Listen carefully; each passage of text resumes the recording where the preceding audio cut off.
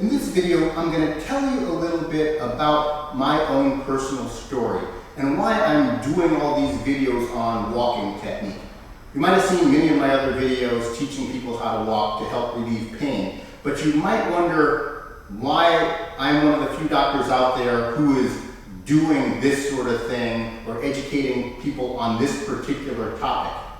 If you are watching this video because you've had some sort of pain in your heels or your knees or your hips and you've been to the doctor, almost certainly the doctor didn't take you into the hallway and watch you walk. They probably didn't even mention that walking could be an issue with your pain. So why am I talking about this as opposed to everybody else? So I'll tell you a bit about my personal story. I've been practicing medicine for about 22 years right now in family practice, and for about the same period of time, or even a little bit longer, I've also been a professional Argentine Tango performer and instructor, along with my wife, Belle. So I have a big background in dance alongside of my practice of medicine. And as a dancer, the bottom line with your quality of dance is about your quality of movement, as you might expect. And the Argentine Tango is a dance that's primarily about walking. So they really go hand in hand, walking and dancing. But it isn't my dancing or even my doctoring that got me so fascinated with walking technique. It was actually something that occurred maybe about 12 years ago when I was walking down the street hand in hand with my wife. She, who is a very gifted kinesthetic dancer and person who moves just beautifully, she was holding my hand and she pulled her hand away from me and said, "Stop holding my hand. You are yanking my shoulders and pulling me forward. So just walk with your hands to yourself. I'm going to walk with my hands to myself. Just stop." I was a little bit taken aback, and I said, "Oh, sorry, I must have been not paying attention or something. Let me watch my posture as we walk. My mind might have been elsewhere, so let's just try this again." So I took my wife's hand, and I tried my best to walk fluidly and with good posture, and I didn't make it 10 steps before my wife jerked her hand out of my hand again and said, "Nope, that's it. I'm not holding your hand anymore. You're pulling me forward because you're pitching forward and yanking my shoulder, and it hurts." So I was a little bit stunned by that, thinking to myself, I'm a professional dancer and she's telling me that I don't know how to walk. That's a little bit hard for me to stomach, or hard for me to take. But knowing that my wife really knows what she's talking about when it comes to movement, I kind of listened to her and I said, maybe I need to do a little bit of self-assessment. The bottom line is I wasn't really thinking of walking like I think about dancing. Dancing, I'm a very analytical person, and I analyze how to move when I dance, and that got me where I am as a tango dancer. But I never really thought about walking. It wasn't the thing. Everybody just knows how to walk. I thought I was a good walker because I walked very fast. But as it turns out, my fast walking really meant I was really just pushing forward all the time, driving myself forward. And I thought that just meant I was a quick walker, and I thought it was a plus. But what it turns out, after I started analyzing the way I was walking, I was pushing forward, and even though my posture was fine when I was standing, when I started to push forward when walking, it would cause me to pitch forward, and even though it was subtle and probably not even perceptible to me, my wife could feel it even in what she called a painful fashion in her shoulder. And so it really made me take stock of how I was moving.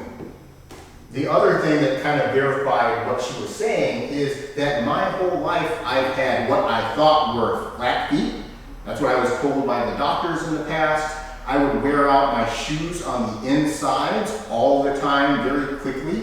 And I thought, and I was told that that's just the way my feet and my hips and stuff were structured, and that was causing wear and tear on my shoes, and almost certainly, I realize now, would have been causing wear and tear on my feet, my ankles, my knees, and my hips had I not corrected it.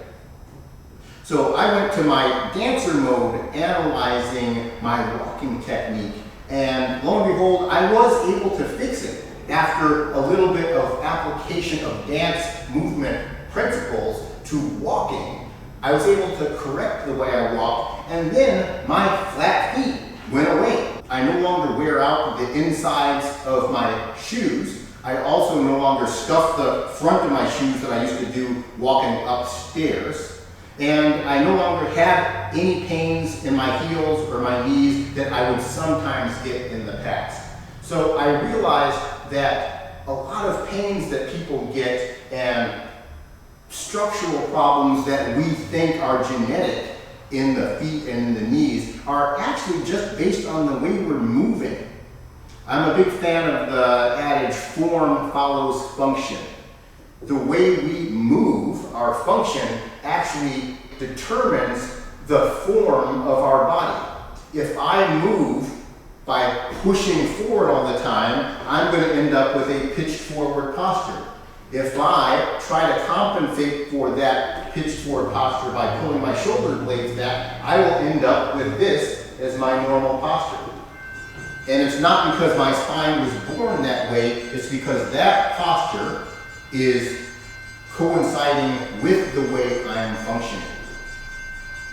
So I took this idea of walking from myself and began to look further at my dance students and also at my patients who would come in with pain. Pain in the knees, pain in the hips, pain in the heels, plantar fasciitis, bunions, hammer toes, all these other conditions. And I started to notice that the people who had the worst pain at the youngest age, not caused by any known injury, all had different dysfunctional gaits when I took them out in the hall and started watching them walk. And the dysfunctional gait that they demonstrated generally correlated with the sort of pain they were having. So people who were having pain in the middle insides of their feet, collapsing arches, often would be walking like this, or in many cases walking by pushing forwards, or with this sort of walk. And that puts the weight onto the insides of the feet and causes damage. I would have patients that would come in with a more unusual pain on the outsides of the feet, and I'd take them out in the hallway and they'd be walking like this.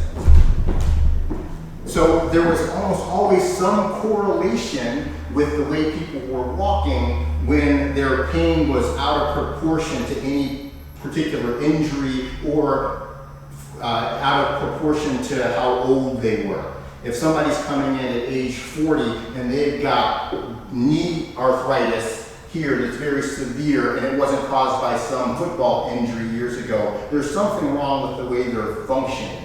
And so that's when I knew that I had to really start learning how to teach people how to walk better.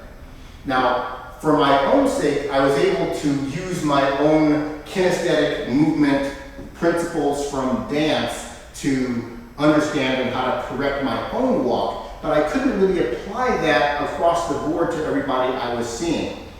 I didn't figure that out until I started taking Tai Chi classes about 12 years ago, and I started learning that all movement in Tai Chi is generated and guided by the waist.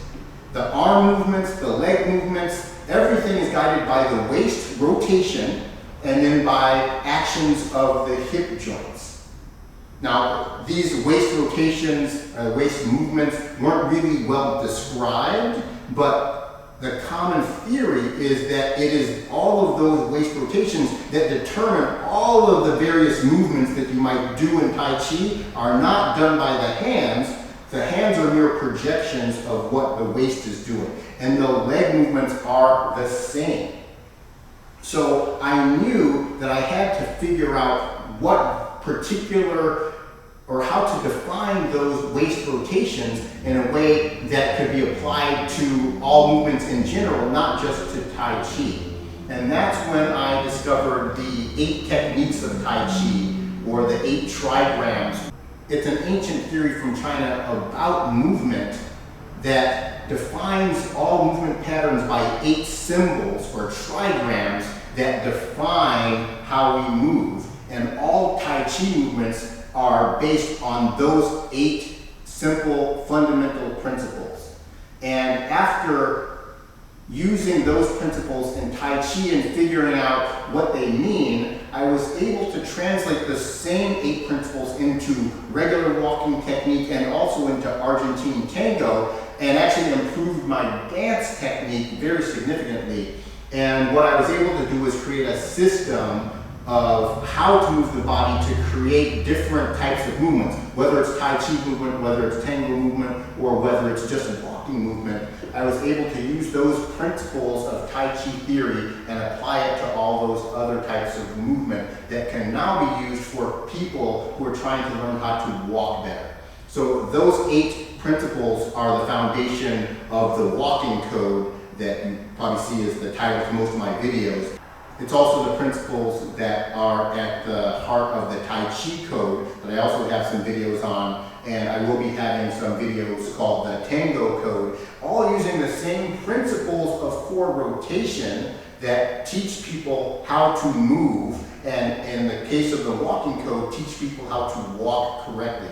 So please watch any of my other videos. You can also purchase my book, The Walking Code, Unlocking the Secret to Pain-Free Movement, where you can really learn those secrets of yin and yang energy from China that apply to Tai Chi, but also apply to all regular movement and how we walk on a day-to-day basis. And so that really is my background and how I got to be teaching walking technique and walking classes and trying to help people eliminate pain by improving the way they function. Thanks for watching.